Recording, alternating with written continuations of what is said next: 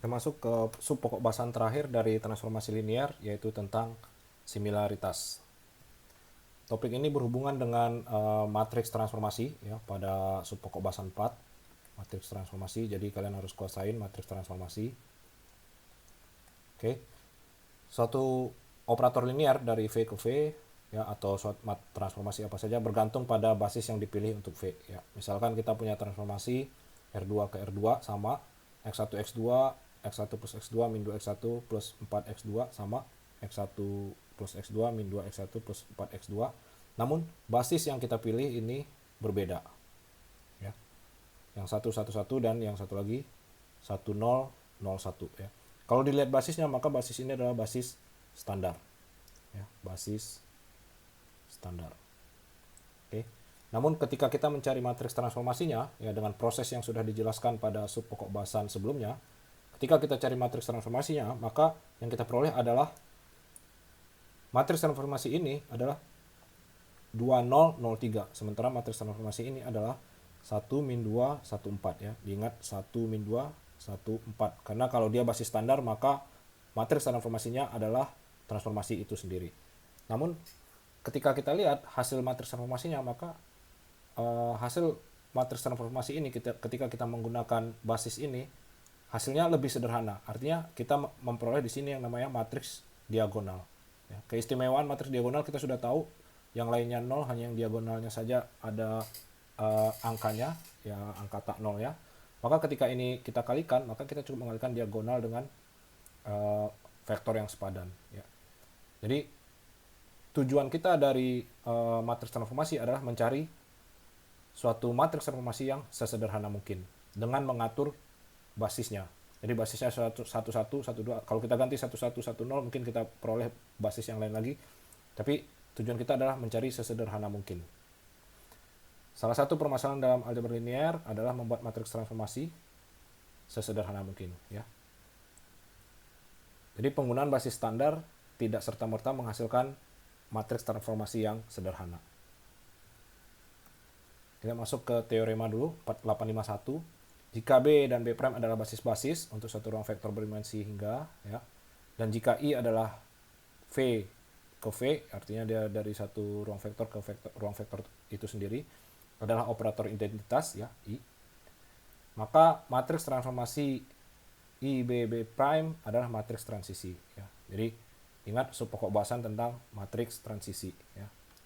Apa itu matriks transisi? Jadi kalau operatornya itu adalah identitas, maka matriks transformasinya adalah matriks transisi. Kemudian teorema 852, transformasi V ke V, operator linear ya, operator linear pada ruang vektor berdimensi hingga, dan anggap B dan B' adalah basis-basis untuk V, maka transformasi terhadap B' itu akan sama dengan P inverse TB P ya, di mana P adalah matriks transisi. Lagi matriks transisi ya. Kalian ingat matriks transisi itu apa? Ya, matriks transisi adalah matriks yang kolom-kolomnya merupakan basis-basis yang merupakan ya vektor-vektor basis dengan acuan basis yang berbeda ya. Kalian ingat lagi apa itu matriks transisi. Oke. Karena tujuan kita adalah mencari matriks transformasi sederhana mungkin, yang mana adalah matriks diagonal ya. Suatu matriks yang lebih sederhana dari matriks diagonal itu adalah matriks identitas ya, 1 0 1 1 ya, matriks identitas. Tapi tidak mungkin suatu transformasi itu menghasilkan suatu matriks transformasi yang bersifat identitas. Ini tidak mungkin. Satu-satunya suatu transformasi yang menghasilkan matriks identitas adalah transformasi identitas ya, seperti ini. Maka matriks transformasinya bisa jadi adalah matriks identitas. Oke. Karena tujuan kita adalah untuk mencari matriks transformasi yang sesederhana mungkin, maka kita dapat mencari matriks transisi yang dapat didiagonalkan ya. Kenapa? Karena ketika kita mencari matriks yang dapat didiagonalkan, kita akan memperoleh suatu matriks diagonal.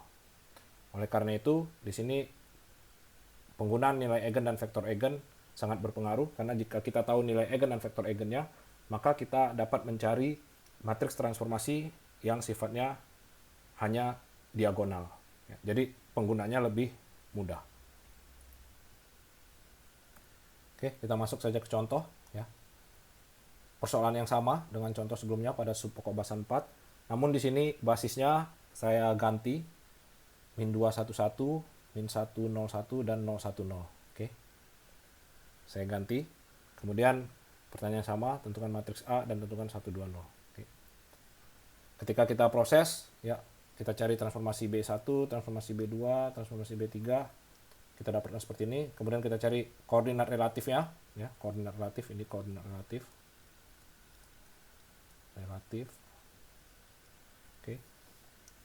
Kemudian yang ini tadi transformasi ya, transformasi. Oke. Kemudian step 3 kita peroleh matriks A ya.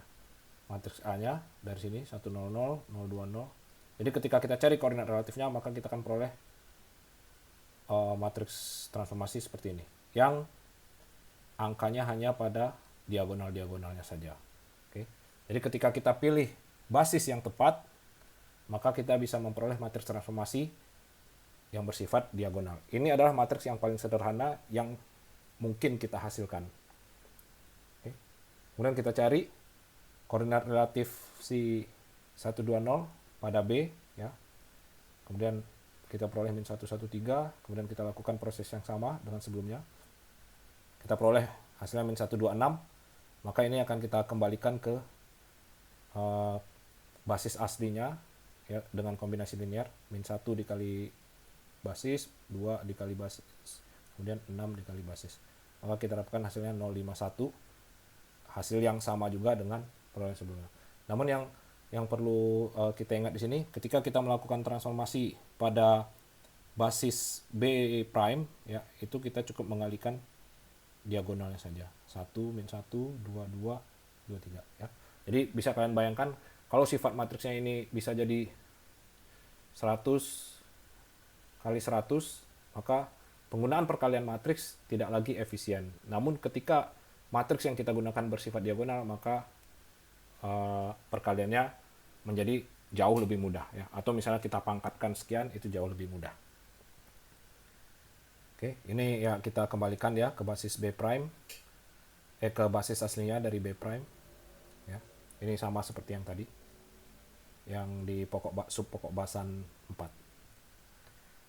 Oke, bagi kalian yang wonder bagaimana menentukan dari basis yang bisa menghasilkan matriks transformasi yang bersifat diagonal, ini adalah sebenarnya basis-basis vektor eigen ya.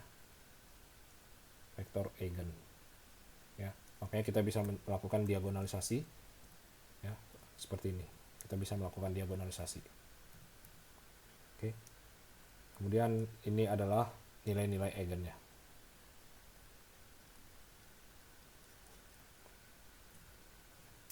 Oke, jadi vektor eigen dan nilai eigen ini harus kita ketahui, karena nilai eigen kita bisa langsung mendapatkan matriks transformasinya, kemudian kita butuhkan vektor eigen untuk mencari nilai Tx yang sebenarnya. Kalau kita tidak mengetahui vektor eigen, maka kita tidak tahu nilai Tx yang sebenarnya. Yang kita peroleh hanya nilai Tx pada basis tertentu ya. Makanya kita harus tahu B prime-nya apa, yaitu vektor eigen, supaya kita bisa mencari nilai Tx yang sebenarnya. Kemudian ini adalah latihan 10 ya. Silakan kalian coba. Kemudian kita masuk ke similaritas ya. Sebenarnya ini sangat sederhana. Jika A dan B adalah matriks-matriks bujur sangkar, maka B serupa dengan A jika ada satu matriks yang dapat dibalik ya, B ya. Jika kita bisa mencari ini, kalian ingat matriks transisi, maka dikatakan B serupa dengan A atau B similar to A ya. Jadi kita bisa tulis sama A similar to B ya. Ini tinggal masalah notasi. P inverse kita anggap sebagai key, maka kita bisa notasikan bentuknya yang sama dengan ini ya. Jika kita bisa menentukan P-nya ya, ini kita bisa peroleh dari apa saja, bisa vektor eigen yang paling gampang ya, eigenspace kita harus. Maka dikatakan B dan A serupa. Oke. Ada yang disebut dengan keserupaan tetap atau similarity invariance, yaitu jika suatu sifat matriks bujur sangkar merupakan sifat bersama dari sebarang dua matriks yang serupa ya. Determinannya akan sama, dia akan bisa di inverse, rank, nullity, trace, eigen value-nya, dan eigen space-nya. Oke, kalian bisa pahami, dibaca.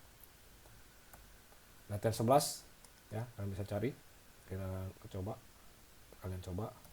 Kemudian latihan 12, operator linear, cari suatu basis R3 sedemikian sehingga matriks T diagonal ya. Jadi di sini bermain eigen value dan eigen vektor. Oke, silakan dicoba. Baik, sampai di sini untuk sub pokok bahasan 5 similaritas. Dengan ini pokok bahasan 5 pokok bahasan 8 tentang transformasi linear juga sudah kita selesaikan. Maka secara keseluruhan pada semester ini perkuliahan aljabar linear telah kita selesaikan. Selanjutnya mungkin kita akan diskusi dan latihan-latihan soal. Oke, terima kasih.